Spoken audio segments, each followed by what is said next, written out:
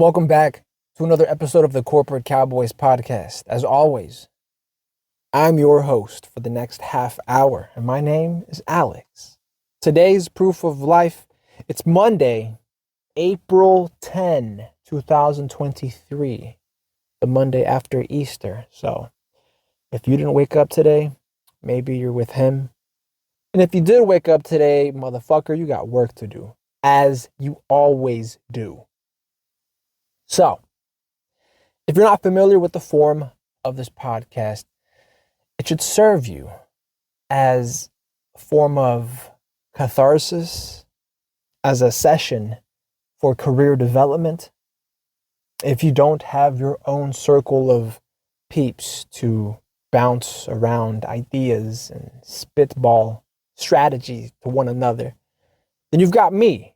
Granted, this is only one way where I get to go off on streams of consciousness using questions that have been posed online on forums like Reddit, right? So you can share this. You can share this podcast, not just this episode, but if this podcast is something you enjoy listening to and you think might help someone else in your circle because you don't know how to start the conversation, tell them, hey man, have you heard of the corporate cowboys? You might have heard of the cocaine cowboys, but have you ever heard of a corporate cowboy? There's a podcast called the Corporate Cowboys Podcast, and they talk about a lot of cool things. Use whatever dope adjective you come up with. Whatever dope adjective you use in your friend group. This shit's the bomb. This shit's dope. This shit's rope. This shit's cool. This shit's any number of things. But if it helps you positively and you think it'll help your associates also, at least get the conversation started. If you're tired of, sharing ass-shaking videos on Instagram or going out to the club every weekend, getting hammered, drunk, and then end up at home hungover the following morning, this might be the podcast for you. I mean, you've been doing that long enough. Why not develop yourself professionally, right? And it could be any number of things. Like today's question, which I've skimmed here, and they're asking, how soon is too soon to ask for a raise? Have you ever talked to your friends, to your associates about asking for a raise? Has that ever been a topic of discussion?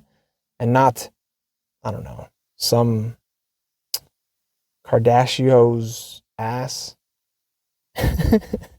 Yo, did you see her ass today? That shit was fire, fam.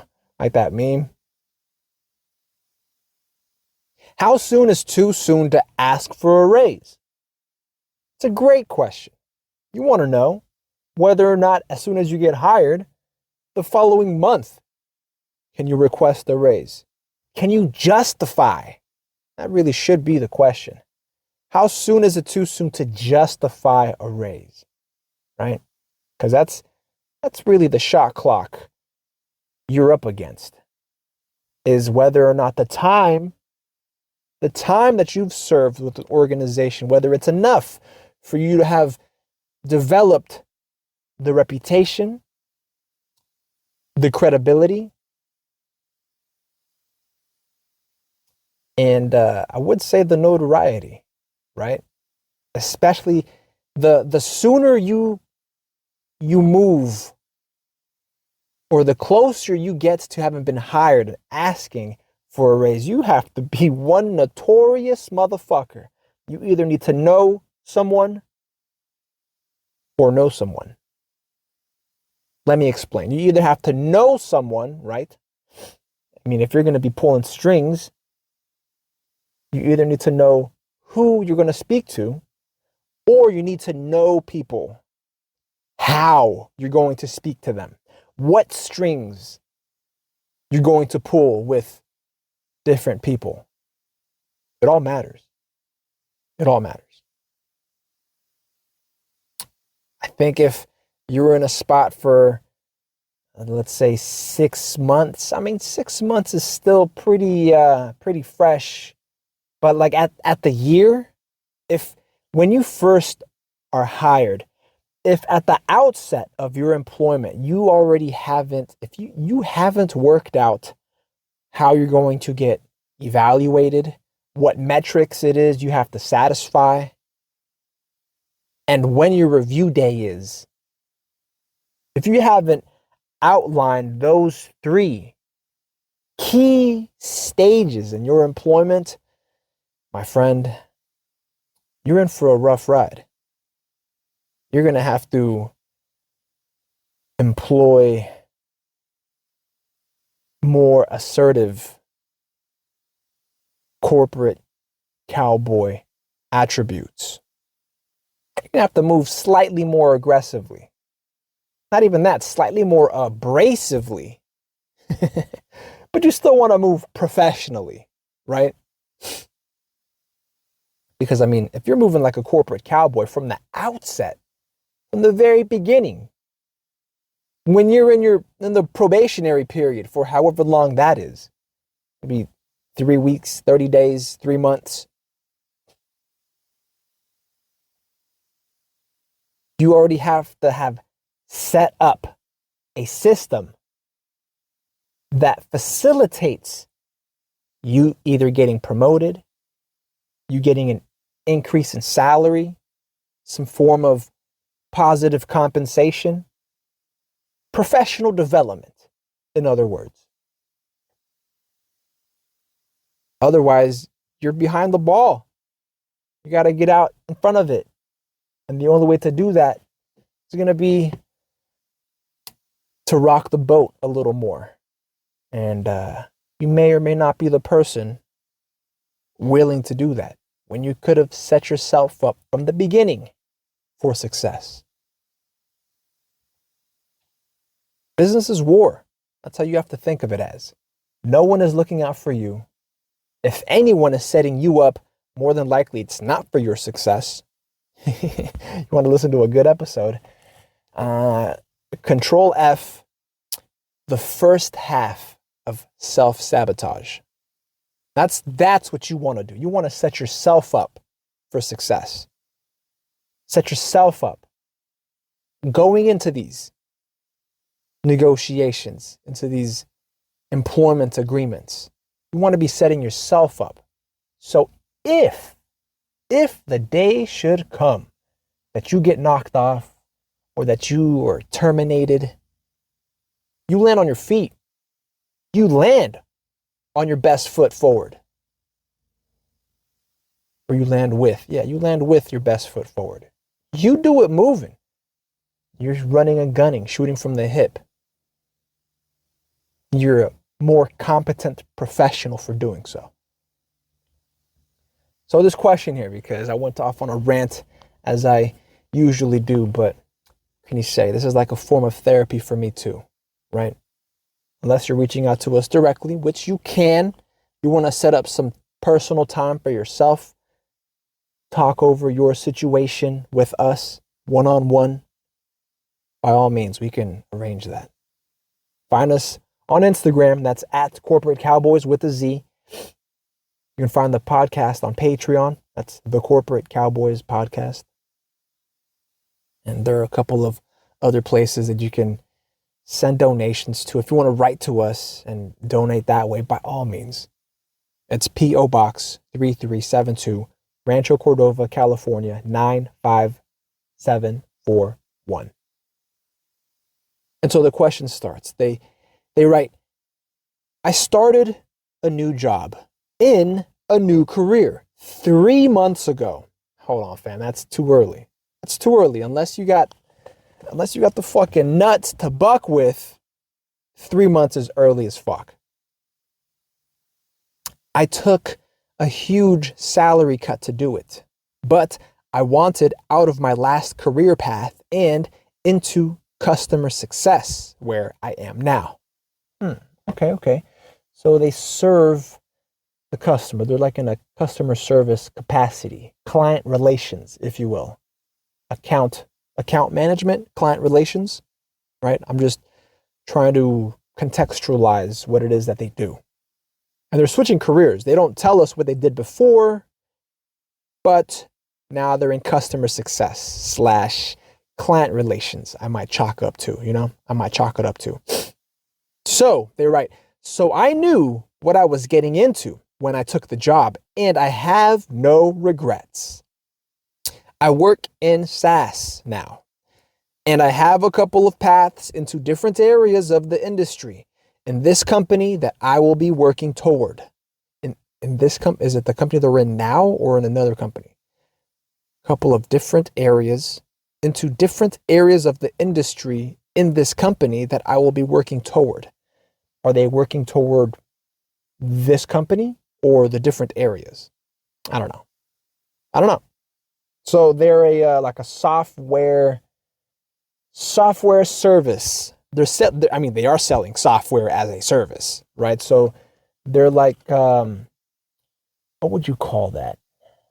Is it like remote admin, right? Like a remote technician of sorts, where if you have a question with software, first they would probably sell or license some type of software. And I know this because I did a short stint in a hotel, right? So you're working in a hotel or you're working at a fast food restaurant, right? And the software that you use on your computer, the hotel doesn't own. More than likely, they have it licensed to them by a software as a service company, right? So this company, this SaaS company, purchases the software and then administers it, manages it. And if you have any questions, that's the company you call to troubleshoot it, for maintenance, for updating, right? You don't necessarily call the people who develop the software, but the people who administer it, right? The technicians. And that's what this individual apparently does. So they work in customer success. It sounds like, if they're in customer success, they're not just administering software. If their focus is customer success and it's not just professional jargon to muddy the waters, if it's not utter bullshit, then they're focusing on what customers' needs are and then forwarding those needs to other developers, to programmers, perhaps, to actualize this software and have it meet customer success goals, certain customer objectives, right? One never knows, right? Maybe that's what they're rocking the boat in, and that's why they want to raise. Who the fuck knows, right? Maybe they're trying to spearhead some type of initiative to make customer success an actual, factual mission goal for the SaaS company. Who are we to say, right?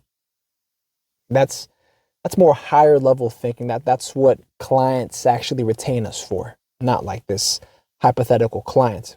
Their question is simply, how soon is too soon to justify a raise, right? And now notice I changed the question. How soon is too soon to ask for a raise? Nah, fam, you could ask for that shit day 2 when you start. Can you justify it though? Right?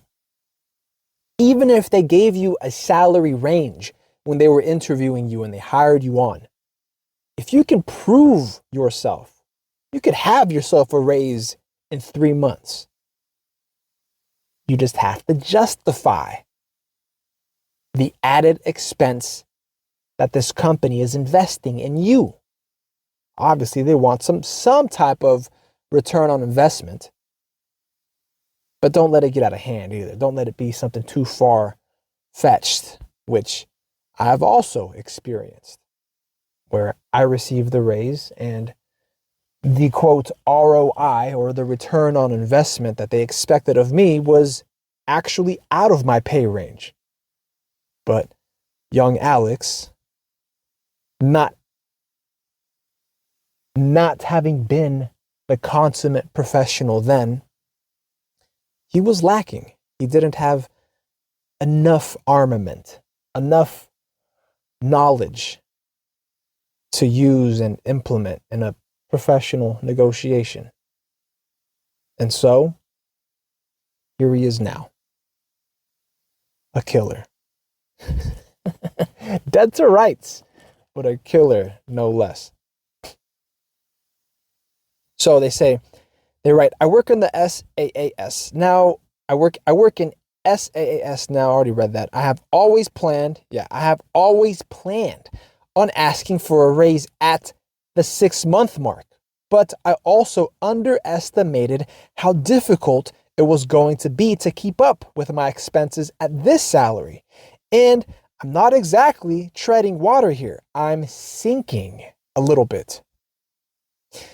So, knowing that I'm doing very well at this job, getting tons of high marks from management, excellent reviews from our customers, and all that stuff, is it too soon to ask for a cost of living raise? What? You're not even asking for a raise, fam. You're asking for an adjustment. It's not a raise. I mean, it's too early for this shit. All right. You've got to step out of your frame of mind for a second, right? This isn't a raise. This is an adjustment. A raise is something above average. something above average, above cost of living. Cost of living is literally minimum wage. To a corporate cowboy, a consummate professional, cost of living is minimum wage. That's what you want to be making minimally. And to get that, you have to be minimally qualified. Minimally.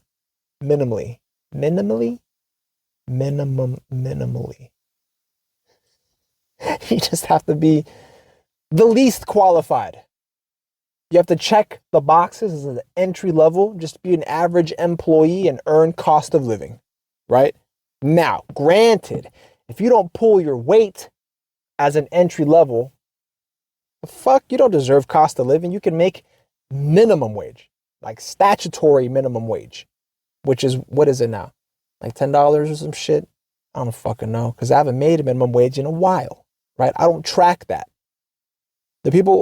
Individuals who make minimum wage, to me, I view as having nothing to lose, having everything else to gain. You want a cost of living adjustment. I mean, it's obvious, at least from what the hypothetical client is telling us, that they're doing very well. They're excelling in the job. They're getting high marks, lots of praise from customers. I mean, who's to say from their coworkers, right? I don't know if they work in a team, if they have colleagues in a group or a direct supervisor that could vouch for them. But this might be an issue. This might be a human issue you could bring up to management. A cost of living adjustment, a cost of living adjustment. And even then, I mean, shit, you want a raise? Ask for a raise. You could ask for it at the 6-month mark, I think, so long as your track record justifies it. At the 6-month mark, you're going to ask for just the cost of living adjustment.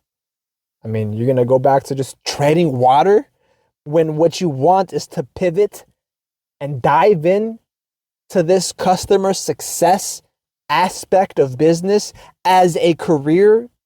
I mean, I guess if you want to start from a safe place. Again, we don't know what the biographical background of the hypothetical client is. Otherwise, if we had them in front of us, we would ask them their age, their marital status, if they have dependents, what their actual cost of living looks like, and whether or not they are averse to risk taking, right? Because it's always a risk, but it's always a risk to ask for more money than you make currently, but you don't necessarily have to frame it as a raise. It's just an adjustment for cost of living. And if we ask for more background info on their organization they're in now, does the organization lend itself to your success, to your development? I mean, these are questions that the hypothetical clients can ask themselves. If it's an emergency, if you find yourself short of living on the street, you could probably approach them now for just a cost of living adjustment. And then at the 6 months or at the month, whenever your review and evaluation is, bump up that raise. But keep hitting your marks. Keep making your numbers. Meeting your metrics. Going above and beyond. Show them you're hungry. Show them customer success matters to you. That your professional success is tied to the success of your clients and your customers. Because that also demonstrates loyalty to the company. Not just that you're reaching your hand out, wanting more and not having contributed your part even. I mean, they don't fucking know you, right? But you humanize, and again, we're essentially reintroducing art and humanity to business. Not liberal arts, don't fucking get carried away, fam. But humanity, professionalism, looking out for your team, for your crew. If business is war, you look out for your army. So you play your cards right, you advocate correctly, and you justify getting more money. I mean, shit, you could probably get that cost of living adjustment now. And a raise in 6 months. I mean, that's not too ambitious. That's not even that ambitious. At the year, shoot for something above average. Always be having your finger on the pulse outside the organization, what the market looks like. So you know what the average salary looks like. So you know you're not just pulling numbers out of your ass arbitrarily. Oh, you want more money just because I want more money? No, I mean, it has to be tied to some realistic figure out there in the industry, where if they're going to pay you above average, they should know that you are above average and that you merit being compensated that way. That paying you above average is justifiable because you're an above average motherfucker. Male or female, right? I mean, this applies. Most all the advice that we give on the Corporate Cowboys podcast is unisex, right? Unless you're hiding behind your sex, right? And in that case, kick rocks. Fuck out of here. We're inclusive to hiring and firing. How much time I got? I got a couple minutes here. You know what I'm gonna do?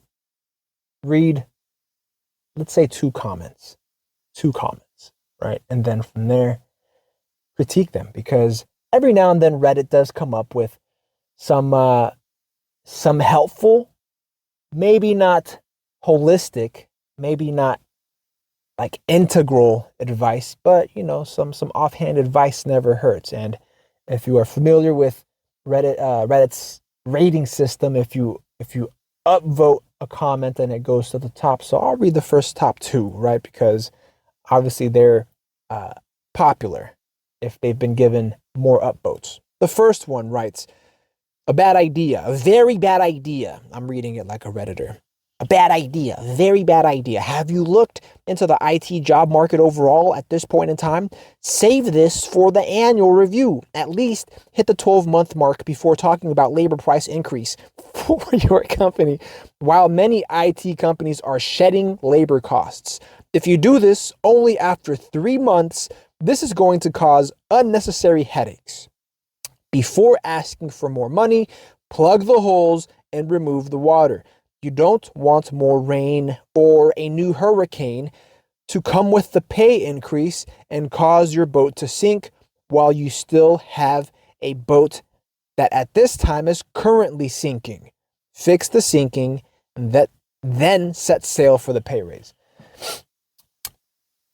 Straightforward, to the point, and I low-key agree. I agree. Why? Because they brought in that market analysis. Me, myself, I'm not actively tracking what labor trends look like in IT and technology in general, right? I know that there's been a lot of cuts, a lot of layoffs, but we're talking service here. Again, we're talking software as a service. I feel like at this point, a layoff would have struck this cat. 3 months ago, they were already talking about layoffs. And 3 months ago, this cat got a job, right? Now, that's not to say he's safe. Not at all. But, I mean, don't go prophesying this doomsday shit when this person is sinking. Now, I don't necessarily know what they mean by plugging holes and removing water. Maybe that's what? From their expenses? From their, quote, costs of living? Maybe they're buying Starbucks every fucking day, right? I mean, if you're living check to check, that shit matters. That shit adds up. Maybe you're eating out for lunch or dinner every day, and that adds up. When you could buy a rice cooker and grains and legumes in bulk. I'm not above rice and beans. There's times, never mind, that's for another episode. I didn't come up and get it out the mud like they say, right? I didn't have to live in the trenches to know how to dig trenches. You feel me? So I'm not above plugging holes and evacuating water. I'm not above it. Living minimalistically.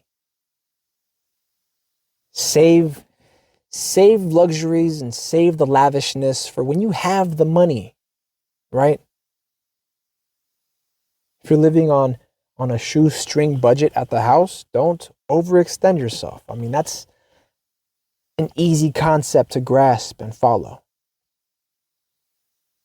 But at the same time, if you've done that, if you've already done that and still struggling to keep your head above water, that first comment probably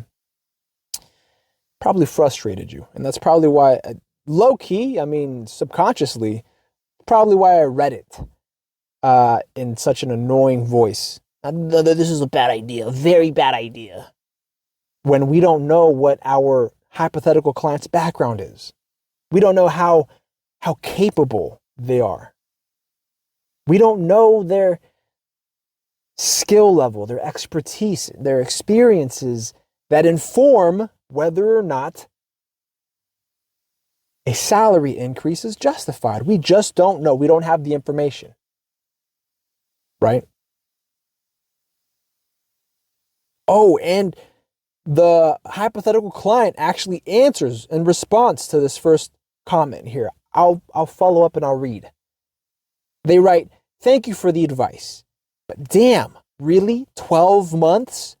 When I took the job, it came up during the interview that, based on my skill set from my previous career, I would probably have advanced into data analytics or QA. That's quantitative analytics, I would imagine, within the company by the time I reach my 12-month mark, earning a higher salary by default. I was raised poor, so I know how to be frugal. There you go. That's working class. That sounds like a lot of folks I know, but you never know. Some working class folks claim to be living frugally and just are hemorrhaging money on bullshit every month. Again, we don't know. We don't have the hypothetical client in front of us, but these are questions. Again, I'm giving you the blueprint. These are questions that you want to ask yourself, or that we would be asking of you in any interview that we have. They're right. I was raised poor, so I know how to be frugal. I guess that's what I will have to do until I make it out of customer success. That's CS, out of customer success. It just sucks. Not for me and my wife, really, but for our kids. Ooh, they have kids. I can't spoil them the way I always wanted to, but again, I was raised poor and turned out all right. I know our kids will too. It means a lot that you responded. Thank you. Yeah. Well, they sound strong. They sound confident. They sound like they've got some leadership skills, right? They themselves have been in the trenches before, granted. Probably not with the wife and kids in the past, but if they've developed good mechanisms to overcome, not necessarily to cope, because a lot of folks, again, spend money to cope, whether it's cigarettes, alcohol, fucking cable TV. I don't know what your vice is, right? But you don't want to just cope. You want mechanisms that help you overcome. Don't fall complacent and just, oh, well, I guess I'm fucking stuck here. No, you want to develop mechanisms to help you overcome. And that requires both creativity and innovativeness.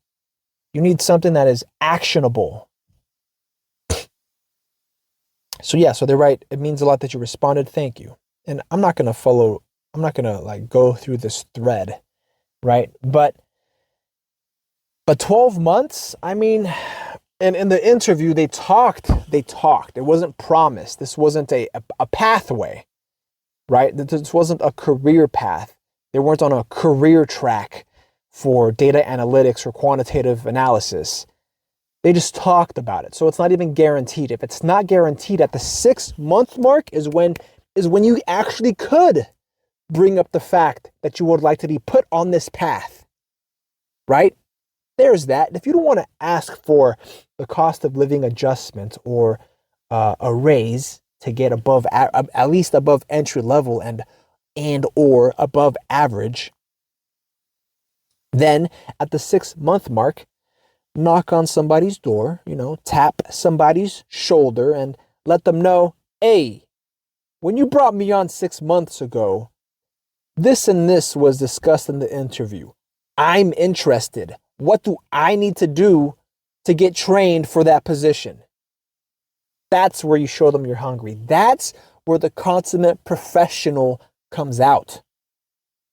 And that's where you, as a corporate cowboy, get your way in. All's well that you make end well. Take care of yourselves. I'll catch you on the next one.